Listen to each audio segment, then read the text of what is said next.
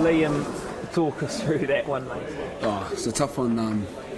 Just the character shown by the boys was what got us through, and it's the awesome way to finish the game. And it was a tough. That first half they came at us and they played really well, and it was done well to fight back.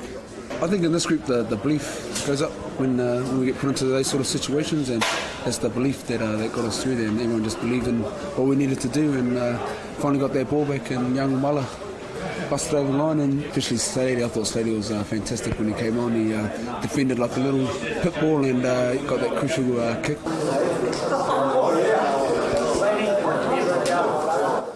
Yeah, it's quite weird actually. I didn't really think too much. It was just getting back to the mark and lining up the kick, trying to treat it like a normal kick. Felt pretty good about it. I was hitting them well on the warm-up, so just wanted to do my bit for the team. I didn't want to stuff it up, especially after I missed touch about 2 minutes earlier. So just glad that I could pull it through for the boys. Gilbert sort of brought it to the bench for us to really add the energy, and we were going to be the difference tonight. And I thought they all did pretty well. Charles Piertel coming out at half time was absolutely outstanding.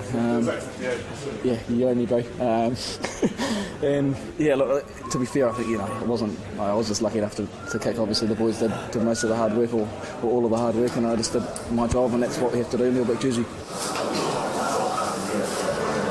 Yeah, wow, that was a test match and a half, but anyone that thought it was a dead rubber, the spirit of rugby always comes through, and the spirit of the Aussie team really showed up tonight, and they really love playing here, and you can see that. Yeah, awesome for Slady to have this moment, and you always dream of your teams to have those moments, and we're able to give them that opportunity, and you can see how much after the game, how much it meant to the boys, and I think we'll sit there pretty well and sleep well tonight, knowing that we did the job, and we love the Bledisloe Cup. It's the biggest cup outside the World Cup to us. Now here's Falau. He stayed up and close. Barney left it behind. Foley gets it back inside to Michael Hooper. They're really threatening here. Fardy gets very close. Now Phipps, he has a go! Nick Phipps scores! Aaron Smith again. Now Barron slings it across. Kieran Reid with his pace. Away to Corey Jane. Oh, I think he made it. What a way to strike back. The All Blacks win the kick-off. They get some momentum in the midfield. Aaron Smith again. Retallick. Hard into contact. Aaron Smith. Off it goes to Conrad Smith. Lovely hands. Here's Dane Coles. The hook is in.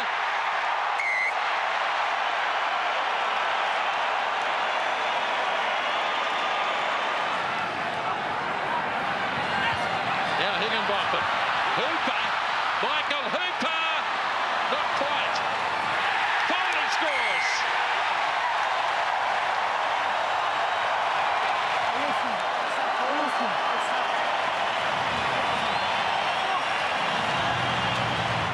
Falau, here's Slipper on the charge. He gives it up to Falau. 5 metres away, Phipps again, works it across. Ashley Cooper in his 100th test. What a wonderful period of attack. Goes wide. Big defence on Piertow. Yep. Now Conrad Smith. And the penalty. Yes. Aaron Smith takes it quickly and scores.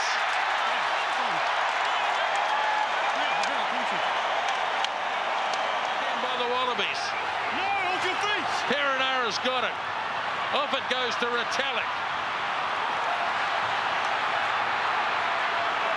Perenara again. They're under a penalty advantage. Now Fekitoa. Fekitoa. They've done it. They've done it. Colin Slade. He'll have a kick to win it. In an epic test match. The All Blacks at the very end have given themselves an opportunity. Oh, what a kick. What a kick. He's done it. All Blacks win it.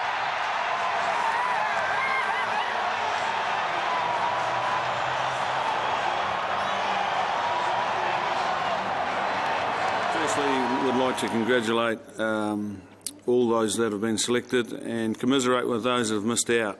It's been a really tough squad to pick, not because we don't have enough talent, but because we've got more than enough. We've got some great depth and some good men have missed out. Just want to talk a little bit about the inclusion of Luke Romano. We were originally going to take 33 players, but Luke has been a little bit slower coming back than we'd liked. So we don't really have a gauge on where he's at from a playing point of view because he hasn't played. So kindly the Rugby Union have allowed us to take a 34th player. Luke, as you know, hasn't played a lot of rugby because of injury over the last 18 months. We felt it's really important to get him back into the All Black way. The key thing we want to do with Lukey is obviously get him back up to speed with how we're playing and our skill sets that we're using. He'll probably play at least one game on the tour anyway. He'll give us an opportunity to rest our two big boys and Brodie and Sam as well. So we felt that was important to get him on the trip. So hence why he's there. Spoken to Slady about the DC situation. We'll monitor DC this week, get a good idea of where he's likely to be, and if DC can't make the trip because of his leg, then Colin Slade will come back in. It's commiserations to those that have missed out. You know, the guy has played extremely well for us all season when he's been given the opportunity. He's got real versatility. You know, not many people can say they've played for the All Blacks at halfback, first five, wing and fullback. And you know what he did in the weekend, he came on and slotted the goal that we needed slotted. So there's not much between all four of our 5'8", and it's just unfortunate one of them has to miss out. Does Byron Barrett surpass Aaron Cruz this week? Well, he's been picked in the last test ahead of him, so you'd have to say he probably has, but Cruz will get an opportunity now that he's back in the group and feeling comfortable, and you know, I'd say against the States he'll probably get an opportunity, and then we'll have to reassess. As I said before, I don't think there's much between all four of them. Steve, in terms of Sonny Bill Williams, can we expect him to play on this tour, or is it more of a watching? He'll be playing, yeah. In Chicago, first test? Well, we'll wait and see. We don't name that team until Thursday fortnight, so we'll let you know. What jersey number do you see Sonny wearing? What one do you want him to wear? I'm happy if he wears any one. 12 is obviously his number one position, but I think he can play 12, he can play 13. He's played on the wing for the All Blacks, off the bench. So, but realistically, what we want to do with Sonny is get him back into playing rugby, get him back into understanding what we're trying to do, and to limit the number of positions he has to learn at this point would be sensible.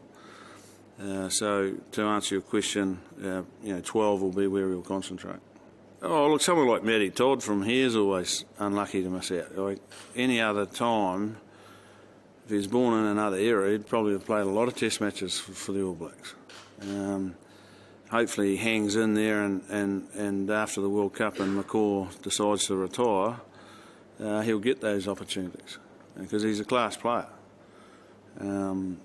You know, and there's other people, and like Stephen's missed out, and I think Stephen's made a lot of progress this year after a slow start. So, you know, it's always the case though. You know, good people miss out, and it's their determination to stay in the fight, for want of a better term, will dictate where they end up. Whether, you know, because there's always going to be an opportunity for through injury or someone's lack of form, or dare I say it, someone stuffing up and having to stay at home. You know, there's always going to be an opportunity, and the thing that you keep stressing to the players that miss out is, you know, be ready for that opportunity.